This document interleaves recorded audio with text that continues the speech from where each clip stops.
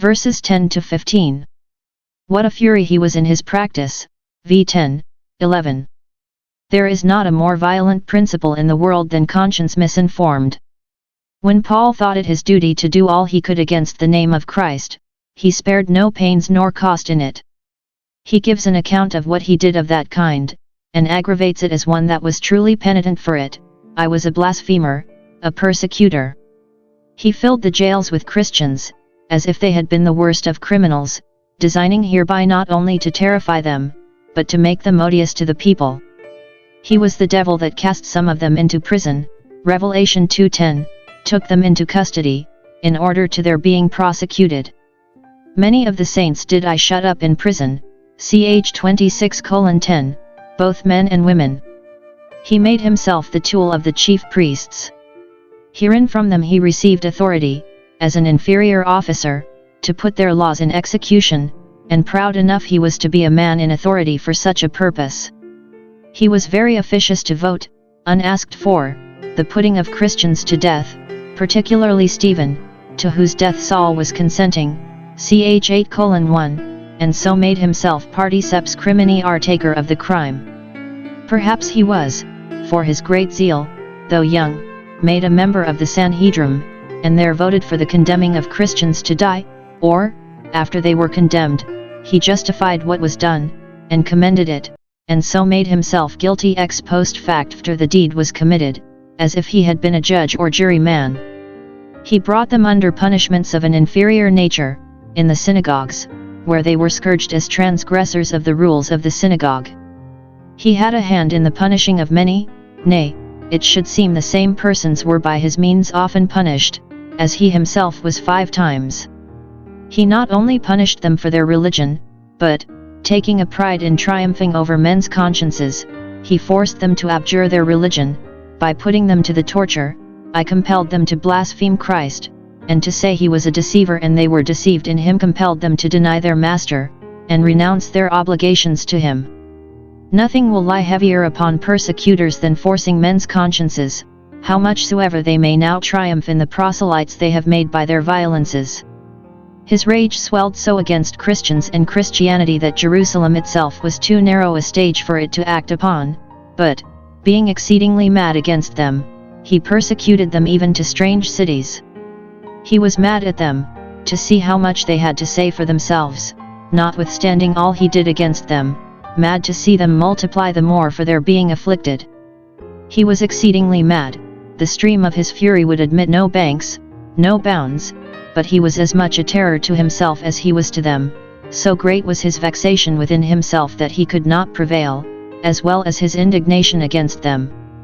Persecutors are mad men, and some of them exceedingly mad.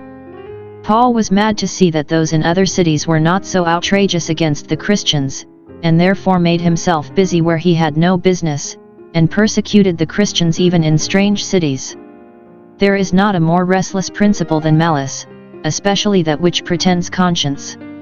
This was Paul's character, and this his manner of life in the beginning of his time, and therefore he could not be presumed to be a Christian by education or custom, or to be drawn in by hope of preferment, for all imaginable external objections lay against his being a Christian.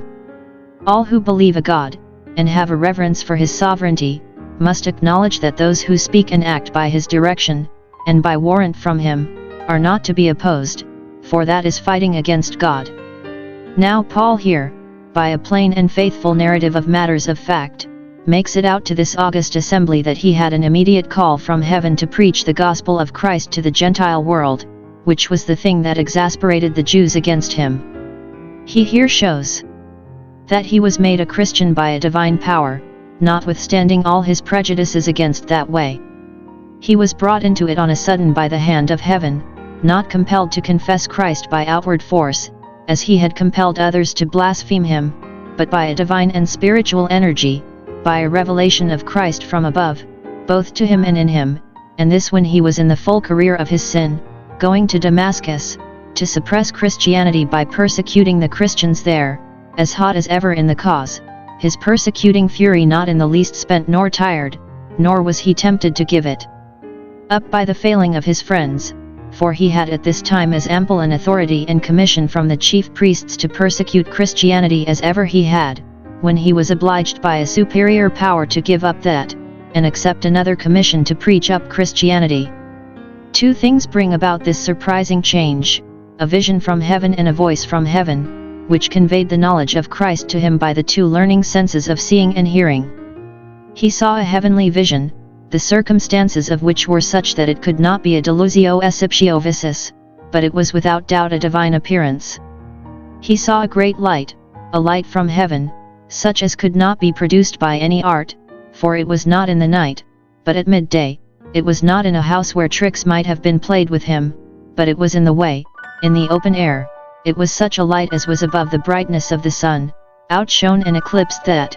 Isa 24:23, and this could not be the product of Paul's own fancy, for it shone round about those that journeyed with him.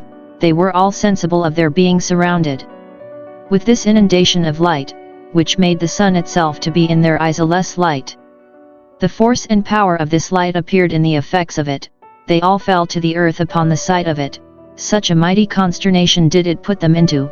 This light was lightning for its force, yet did not pass away as lightning, but continued to shine round about them. In Old Testament times God commonly manifested himself in the thick darkness, and made that his pavilion.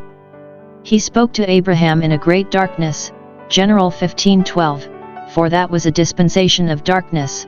But now that life and immortality were brought to light by the gospel, Christ appeared in a great light. In the creation of grace, as of the world, the first thing created is light. Christ himself appeared to him, v:16, I have appeared to thee for this purpose. Christ was in this light, though those that traveled with Paul saw the light only, and not Christ in the light. It is not every knowledge that will serve to make us Christians, but it must be the knowledge of Christ. He heard a heavenly voice, an articulate one, speaking to him. It is here said to be in the Hebrew tongue, which was not taken notice of before, his native language, the language of his religion, to intimate to him that though he must be sent among the Gentiles, yet he must not forget that he was a Hebrew, nor make himself a stranger to the Hebrew language. In what Christ said to him we may observe that he called him by his name, and repeated it, Saul, Saul, which would surprise and startle him, and the more because he was now in a strange place, where he thought nobody knew him. That he convinced him of sin, of that great sin which he was now in the commission of, the sin of persecuting the Christians, and showed him the absurdity of it. That he interested himself in the sufferings of his followers. Thou persecutest me, v:14, and again, it is Jesus whom thou persecutest, v:15.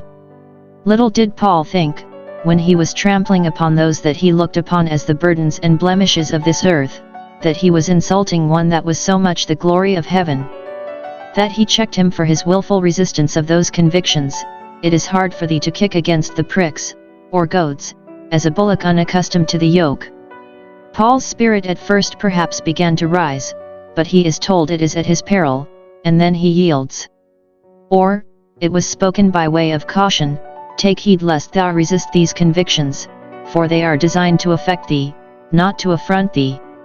That, upon his inquiry, Christ made himself known to him. Paul asked, v:15, Who art thou, Lord? Let me know who it is that speaks to me from heaven, that I may answer him accordingly. And he said, I am Jesus, he whom thou hast despised, and hated, and vilified. I bear that name which thou hast made so odious, and the naming of it criminal. Paul thought Jesus was buried in the earth, and, though stolen out of his own sepulchre, yet laid in some other. All the Jews were taught to say so, and therefore he is amazed to hear him speak from heaven, to see him surrounded with all this glory whom he had loaded with all possible ignominy.